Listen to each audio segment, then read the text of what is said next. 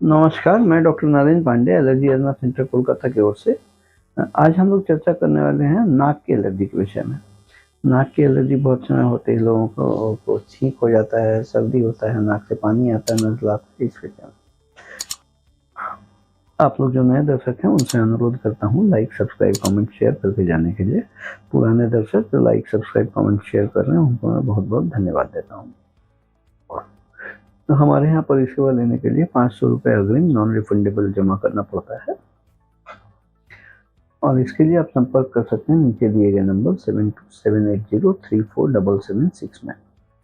हम लोग कोलकाता में सियालदा स्टेशन के पास पैदल चलने योग्य रास्ता 5 मिनट का मौलाली मजार और इंटाली सिनेमा हॉल के बीच वाले मकान में अवस्थित है। मूल विषय पर वापस आते हैं। नाक की एलर्जी। नाक की एलर्जी होने से बहुत लोगों को बहुत सारा छींक एक साथ आता है। कई बार लोगों को छींक आने के बाद नाक से पानी बहना शुरू हो जाता है और कुछ लोगों में देखा गया है कि नाक से पानी बहने के सिवाय नेजल ब्लॉकेज शुरू हो जाता है, नाक बंद हो जाता है। तो जिन लोगों को छींक आने के बाद ये ब्रॉडली ये सब एलर्जिक राइनाइटिस ही बोला जाता है। एलर्जिक राइनाइटिस मतलब एलर्जी जनित राइनाइटिस, नाक के अंदर वाले पार्ट में सूजन आना, इन्फ्लेमेशन होना, इचिंग होना। दोनों एलर्जिक राइनाइटिस हुआ। एक जिसमें नाक से पानी आना रहता है उसको हम लोग बोलते हैं runners type of allergic rhinitis. और बहुत सारे में नाक से छींक आने के बाद नाक के अंदर ब्लॉकेज हो जाता है, नाक बुझा बंद सा हो जाता है। कभी एक नाक खुला है, एक बंद है, या कभी एक बंद है और एक आध खुला है। इस तरह का सांस लेने में परेशानी भी होता है। इस तरह के बहुत सारे पेशेंट हम लोगों के पास आते हैं जो ऑलरेडी ऑपरेशन करा के भी जाते हैं। नेजल ये एलर्जिक राइनाइटिस होने में ज़्यादा संभावना होता है पॉलिप होने का, अंदर पॉलिप सूजन हो जाता है और इसका ऑपरेशन बहुत आसानी से हो जाता है। और हम लोगों के यहाँ बहुत सारे पेशेंट आते हैं जो एलर्जिक राइनाइटिस होने की वजह से, पॉलिप जनित प्रॉब्लम की वजह से या साइनस का, ये ऑपरेशन करा के आते हैं और करने के बाद कुछ दिन ठीक रहता है, फिर वापस प्रॉब्लम शुरू हो जाता है। तो समाधान तो कुछ हुआ नहीं, क्योंकि ऑपरेशन करने के कुछ दिन बाद तक एंटी एलर्जिक नेजल स्प्रे इनका प्रयोग चलते रहता है, उस दौरान ठीक रहते हैं। फिर ग्रेजुअली बेस जो है पीछे उत्सर्ग का जगह एलर्जी का चक्कर है। और इसमें ट्रीटमेंट अगर देखा जाए तो जनरली ज़्यादातर नेजल स्प्रे या एंटी एलर्जिक्स या नहीं, anti allergic as a mainstay, anti allergic दवाइयाँ ही चलती हैं। एंटी एलर्जिक्स लेने से आराम रहता है।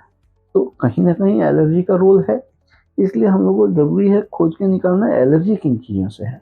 एलर्जी किन चीज़ों से ये खोज के निकालने के लिए हम लोग चमड़े में मॉडिफाइड स्किन प्रिक टेस्ट परीक्षण करते हैं। हम लोगों के यहाँ जो मॉडिफाइड स्किन प्रिक परीक्षण होता है वो 144 भिन्न तरह के एलर्जेंस का जांच होता है। ये जांच होने के बाद हम लोग जब पता लगाते हैं कि किन किन चीज़ों से एलर्जी हो रहा है, तो उसके विरुद्ध हम लोग स्पेसिफिक वैक्सीन बना के देते हैं। ये वैक्सीन क्या है?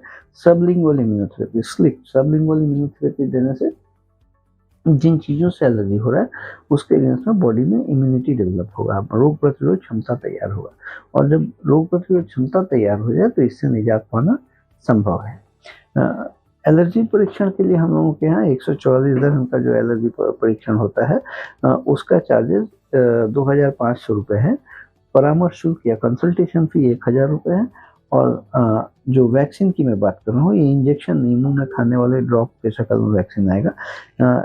इस वैक्सीन का कीमत 8000 रुपये पड़ते हैं 1 साल का कोर्स के लिए।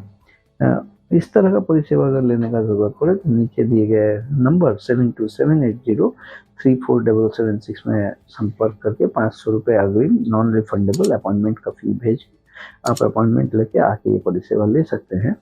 हम लोग कोलकाता में सियालदा स्टेशन के पास इंटाली सिनेमा और मौलाली मजार के बीच वाले मकान में अवस्थित हैं। अगर अभी तक चैनल आपने नहीं सब्सक्राइब किया हो तो दया करके सब्सक्राइब करके जाएंगे। वीडियो पसंद आए तो एक लाइक करेंगे और शेयर करेंगे तो बहुत लोगों को जानकारी होगी इस विषय में। आज के लिए इतना ही। मैं doctor Narendra Pandey, allergy asthma centre Kolkata की ओर से। आप लोग स्वस्थ रहें, खुशहाल रहें। चैनल सब्सक्राइब जरूर करके जाइए। वीडियो पसंद आने पर लाइक होगा तो उत्साह बढ़ेगा।